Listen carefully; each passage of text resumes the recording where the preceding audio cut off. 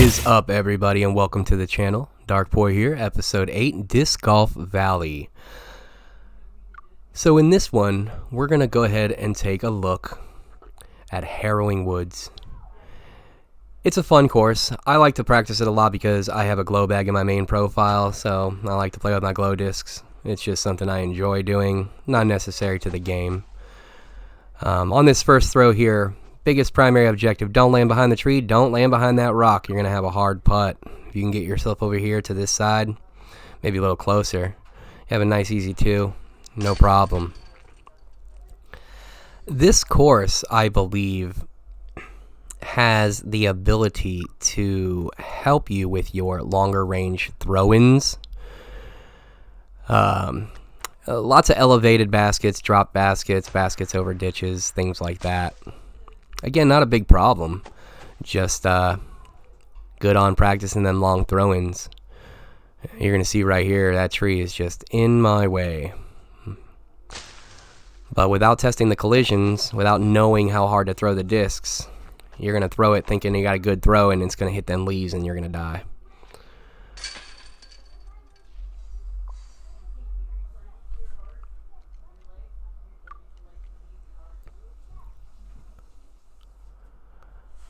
Alright, so this hole here, I highly recommend just throwing backhand, right-hand backhand, giving it a good angle there. As long as you're not throwing anything with a crazy speed, 9 higher, and you should make it right by the basket. This course is actually relatively easy once you understand the lines.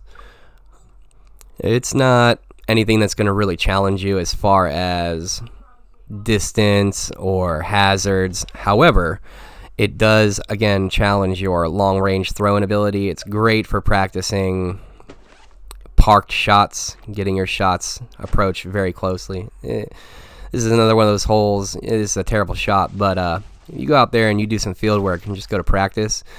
This is one of those holes I see people in competition, in multiplayer, just constantly acing. So it is possible. Oh man, look at that line. There's no good way to look at that. If I would have rolled down the hill, that would have been terrible. You're going to see a repetitive pattern in my gameplay, and that's I'm not a big fan of the traditional putt system in this game. I prefer to do throw-in putts, even if it's a closer range, like unless it's less than 10 meters, which is like 30 feet or something like that. I don't want nothing to do with it. I feel like I miss way too much when I try to do those putts, and again, I'm not the greatest player, but as a beginner, it's just something you might want to think about when you're working on your approaches and your putting. Water.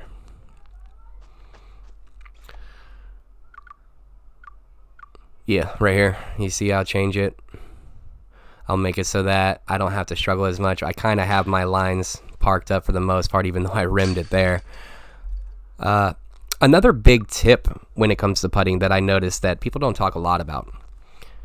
When you play disc golf in real life, if you throw a disc at the top of the chains, you have a high likelihood it's going to spit right on out.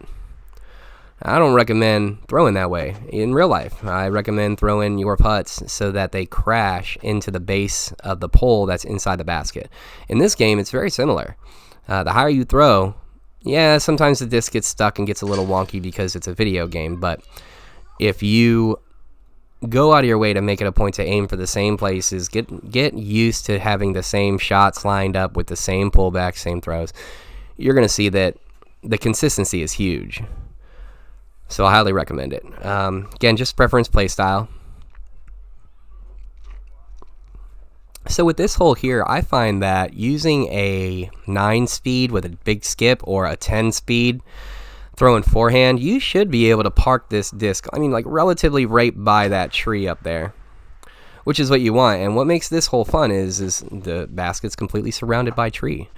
So I've had so many times where I've had longer throw-ins, hit the tree, bounced out. I've had throw-ins that bounced off the tree and in, something you might want to think about. And as you saw there too, when you do putt with a regular putt, you can actually pull the disc back aim to the side, and then direct your throw towards the basket, and you will throw like around things. In my opinion, it's harder, but it is possible, and I've seen tons of people do it. Again, I'm much more of a fan of the pullback putting style. So on this hole, to the left of the tee there's a big mountain, and I've seen some people throw over that. I've never done it.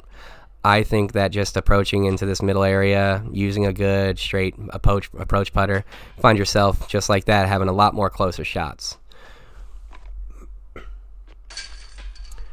I really like this course.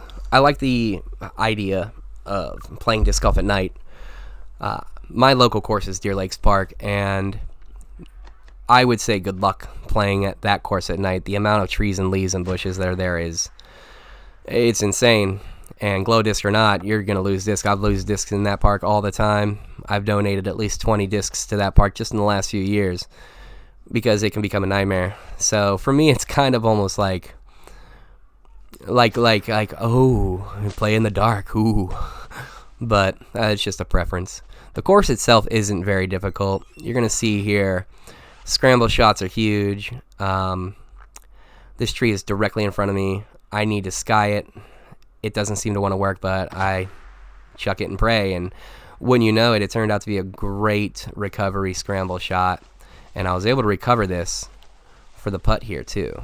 So don't get discouraged when you find yourself inside trees. My biggest recommendation, and it's not always, is to just sky it out. All right, aim up towards the sky, throw your hook in there, get it to crash down wherever you need to, and it's a lot easier to recover from there.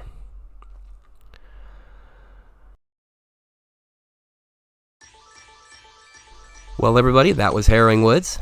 Really hope you enjoyed the content. This is Master Darkpoi Gaming. I am Darkpoi. Thank you for your time, and hopefully we'll see you in the future.